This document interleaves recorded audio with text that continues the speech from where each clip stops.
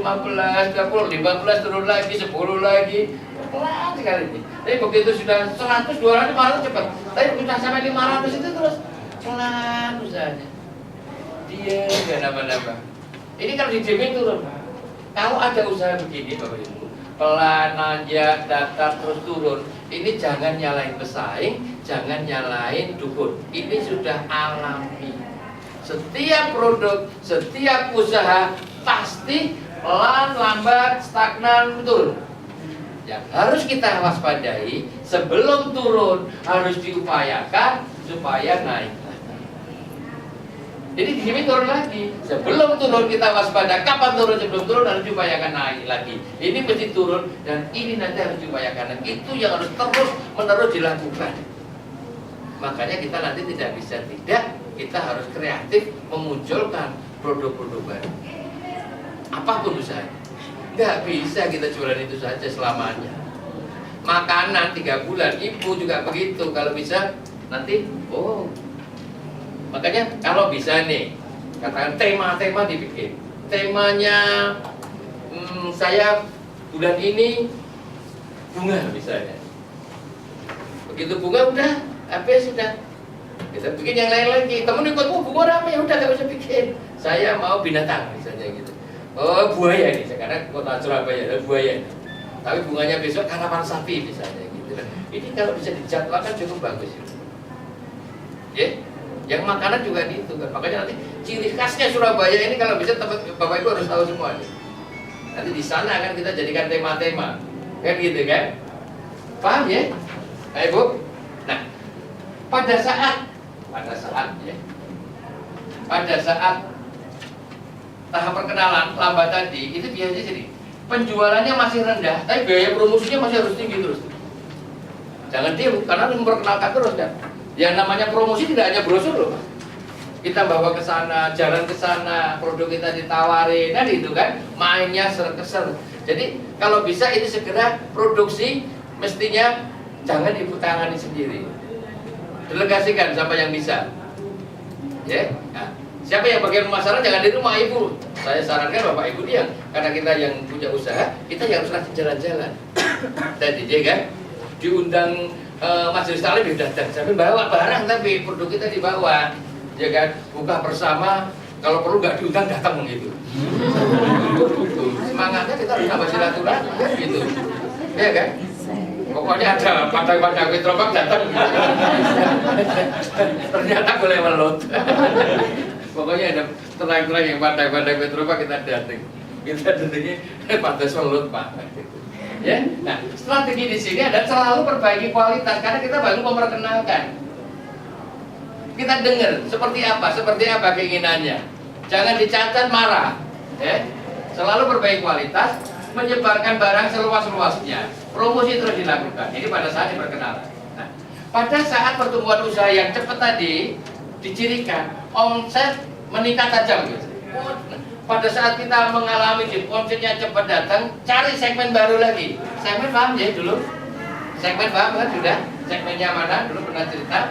Nah, segmen yang baru, perluasan wilayah, ya, nambah tenaga penjualnya atau pengirimnya kalau bisa dikirim-kirimkan, dan gitu kan. Jangan sampai pesan hari ini janji besok karena sibuknya anak-anak, akhirnya besok pun belum bisa tertangani. Akhirnya sampai 2-3 hari baru dikirim. Jadi kan susah nih. Ya. Selalu bagaimana? Mulai pertimbangan penurunan harga dengan model yang tepat. Mulai turunkan harga. Tapi jangan turunkan harganya begini. Harga 10.000 jadi 9.000. Nanti omsetnya turun. Kayak kita lihat, beli kecap dapat piring. Kan sebenarnya harganya murah. Ya kan? Teh kotak harga sama, isinya nambah. Beda-beda kan gitu biasanya. Ini kan sebenarnya menurunkan harga. Betul kan? Kalau saya misalnya pas mau keluar baru, ini keripik tempe, tadinya rasanya kencur kan, ada rasa baru, keripik tempe rasa vanili. Nah ini ya dapat sekian. Ini kan sebenarnya kita menurunkan harga, tapi sambil untuk mempromosikan produk-produk kita yang baru. Gitu. Ya Mbak, jadi nanti sekarang kita ada jualan ini kan, Mbak kalau beli 11 tak kasih 1 untuk tatakan gelas. Beli 10 dapat 1 atau beli 10 monggo saja. Kalau bisa beli 1 dapat 1 gitu kan. Ya. Pak, jadi mulai pertimbangkan penurunan harga dengan model yang tepat, ya. Tidak dengan menurunkan harga. Ya, bisa dengan bonus, hadiah, dan ini. Ini kan karena ini apalagi kalau kita punya produk-produk yang baru atau produk yang sudah lama nggak laku misalnya, kenapa tidak? Iya kan? Jadi kita berikan sebagai hadiah-hadiah. Nanti kita dapat hadiah ini misalnya begitu. Ya. Bu Endang apa usahanya? Handicraftnya apa Ibu? Mani-mani tadi ya, mani-mani seperti ini. Nah, tadi untuk efisiensi tadi misalnya. Saya kemarin tapi yang kue di Jakarta, Pak Siti minta saya itu ngasih bikin kastengel tahu ya? Bagus Pak, minta resepnya Pak Siti yang kastengel, begitu saya kasih, dia bikin. Begitu malamnya protes, Pak Siti, kok nggak asin? Pak Siti ngasih resepnya kurang ini kali, nggak pakai garam, nggak pakai garam, kan dari kejunya sudah asin, gitu kan? Coba lihat, jangan-jangan kejunya yang unsalted, yang nggak pakai garam, yang nggak asin kali. Begitu dilihat bukan betul Pak. Aduh gimana Pak, itu udah sebanyak ini saya bikin lagi sekarang. Stres Pak. Wah saya gimana nih, udahlah ini aja supaya isinya supaya tidak mubazir. Tadi kan bisa kan. Nah yang tadi nggak asin tadi kita kasih kastengel spesial untuk yang darah tinggi.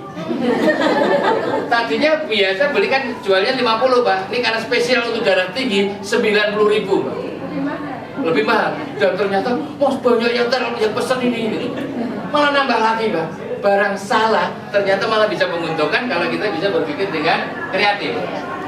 Pak ya? Seperti brownies, tahu brownies? Itu kan roti gagal sebenarnya Mbak. Itu asli namanya, itu mestinya Gagalia Bantatika misalnya. Wis gagal bantat gitu loh. Ya kan? Tapi udah terlanjur daripada ini dibuang kan? Udah, tulis Gagalia Bantatika. Nah, kita harapkan juga demikian Bapak Ibu. Katakan misalnya waktu bikin, kadang-kadang kan mohon maaf saya di apa namanya tenun gitu kan, ini ada barangnya sama, mungkin ini anaknya belum terampil, jangan di satu mereknya dibedain. Seperti ini misalnya, ini kok ada anak-anak yang masih belajar, kelihatan masih renggang, kan dicapain kan nanti yang dapat itu kan kecewa. Saya yang ini katanya mereknya Onicraft gitu. Nah yang lain ini Inocraft, nah gitu Pak, kan gitu kan? Betul nggak? Seakan-akan orang mau niru, tapi apa di brand? Ini berapa nih? Ini berapa nih harganya? Tadi 30.000. Kalau yang Inocraft ini katakan 20.000. Kok mahal amat Mbak yang ini? Kalau mau yang ini, yang murah ini ada Inocraft. Begitu digandeng itu lihat aku kendor. Padahal ini punya kita, mau beli ini punya kita, beli ini juga punya kita. Tapi jangan satu merek. Saya punya nih tadi. Saya kemarin Bu, mohon maaf, dijadiin satu. Sayang sekali gitu. Kemarin tadi malam saya jalan-jalan ya. Nih, Bu, bolu, ini enak Bu. Jadiin satu digosong tuh. Lihat. Tuh, dia tuh gosong tuh. Bu ini dipilah begitu loh. Iya kan? Yang gosong kasih nama merek yang berbeda. Harganya dibedain, kalau perlu dinaikin. Kalau ini segini 20.000, yang bagus 25.000, yang ini yang 20.000. Mahal amat bolu 25.000, Pak. Ada yang murah Bu, dijajarin kelihatan lebih hitam, kan gitu. Ini mereknya tadi Ita, ini Tia, kan gitu kan. Yang udah pecah-pecah, Tia Ati. Yang gosong pecah, tai jangan tai nggak apa-apa.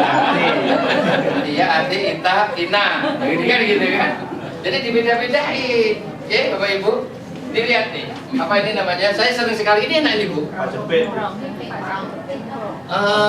Opak Gambir. Gitu ya. Iya kan ada.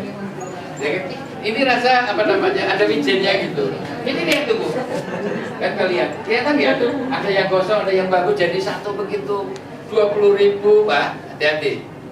Bu ini dipisah sebenarnya. Iya kan? Ini kalau dipisah kan cantik nih mesti Mbak. Bagus ketemu bagus, terus mereknya dibedain tadi. Kita jadi supaya nambah mendorong nih loh kalau mau seperti ini. Jadi kita tidak rugi mau beli ini ya, mungkin saya